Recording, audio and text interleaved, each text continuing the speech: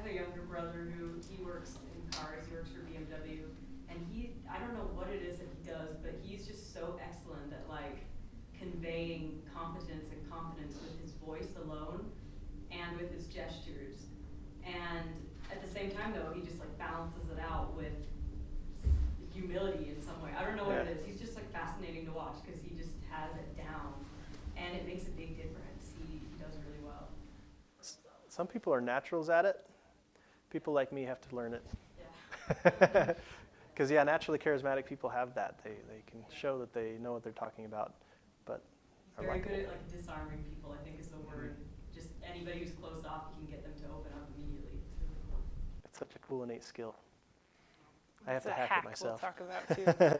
So I actually have a question for you. When you're talking about fidgeting and stuff and how you can make it positive or make it work for you, is that something we'll be talking about later, or?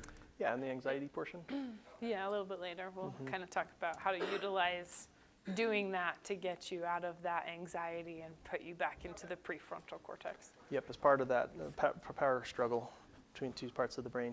And so there's almost two ways of framing this in two contexts. One is how people are seeing you, which is what we're doing here, so you don't want to do nervous gestures when they're watching you. But there might be some ways that you could incorporate that without affecting this to help calm your nerves. All right, cool. So that's the first step for showing confidence when someone comes out to meet you. On our little 2x2, that'll help boost confidence and competence. Let's look at the trust and friendship. And this comes from Jack Schaefer as well as a few other body language trainers. He says when you first meet somebody, there's a cluster of cues that you can do that's going to communicate to their subconscious that you're a friend and not a foe. And hopefully not irrelevant or a mate. Okay? But this is a cluster of 3 cues. The first cue is an eyebrow flash. That could be a mate though too. That could be a mate. Hey. It could be. In fact, my son, when he was 10, he told me, "Dad, this girl came up to me and went like this." And he says, "Is that a body language thing?" And I said, "Yes, son, that's a body language thing." Fist bump.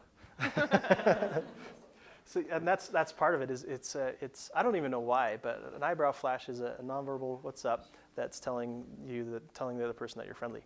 So you can try this if you're passing people in the halls at work or at church. Just give them a little "what's up" and see if they reciprocate back.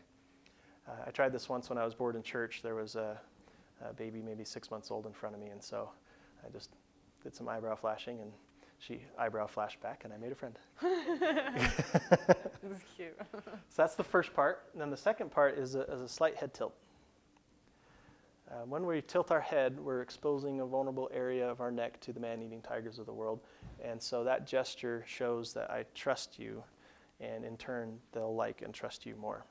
It's also a great way to non-verbally show that you're listening. Just do a slight head tilt. Don't overdo it. But a slight head totally tilt listening. shows that you're listening and that you care. And this is an example at a conference. At the end of her presentation, when she opened it up for questions, she made sure she was physically opened, not closed off, and she did a head tilt to show I actually do care what questions you have to ask. Eyebrow flash, head tilt, and then we already talked about the smile. That's a huge friend cue, but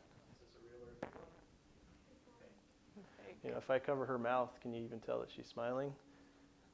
Not as much. That's the fake one. It's still good, as we could see from the ratings on photo. The happy bearded bald guy. He's such a happy stock photo actor. Warm fuzzies. Okay. A genuine smile is going to be a huge friend signal. It's the only one of those 7 expressions that you can see from like 300 feet away. And so that's built into us as a way to show that we're friendly. One caveat with this is part of the balancing act between confidence and likability. Leaders tend to smile less. That's not to say that's how it should be. They just have a tendency of not smiling as much. And if we're nervous and trying to get the alpha male or some leader to like us, we may smile too much, trying to communicate that, hey, I'm with you. A little bit like in Looney Tunes with the big bulldog and the little yappy dog. Sometimes non-verbally we'll do that. We'll nod our head a lot and smile a lot at the leader. Okay, so you don't want to overdo it. You want to smile strategically, but not too much to where it seems like you're subservient or that you're lower than the interviewer. So find some times that are natural times to smile. Interestingly enough, in TED Talks, with Science of People, we looked at what makes a TED Talk popular. And one of the main things they found that was consistent in the most popular TED Talks was smiling. It had 2 to 3 times as much smiling in the popular TED Talks. Even on topics that were serious, if they found some ways to get a genuine smile in there, then that was one of the things that made a talk a good one. Okay, so those 3 cues. So you can kind of see the flow here. You're in the waiting room, they're coming out to meet you, you're standing there in a confident body language, and so they have that favorable first impression. They make eye contact, you do the eyebrow flash, head tilt, smile. Then what comes after that usually? Handshake. Okay, culturally around here, we know what makes a good handshake, right? What makes a good handshake? Firm but not too firm, right? When I was in high school, I used to do a lot of rock climbing, and so I fancied myself as having a pretty strong grip. And then there was this 60-year-old professional racquetball player that would come and shake my hand and be like, "Oh, yeah, that's not too bad." And then he'd crush the life out of my hand. And I was like, okay, teenagers put in his place. But he also didn't build any rapport. He didn't make me like him. In fact, I thought he was a jerk.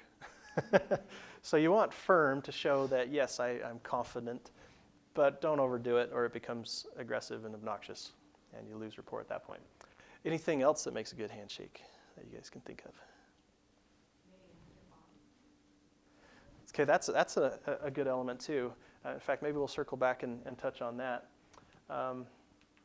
What does this picture look like? It's kind of subtle, but does one person seem to have the upper hand or to have more leverage?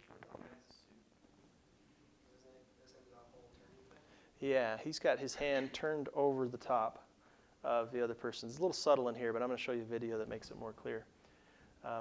When you put your hand over the top of somebody else, you have more leverage. That puts you in a stronger, more dominant position, and that's how it's received. The opposite, if I'm shaking hands like this, then I'm in a weaker, more vulnerable spot. I'm, again, exposing vulnerable areas, my veins on my wrist, and so this is more subservient.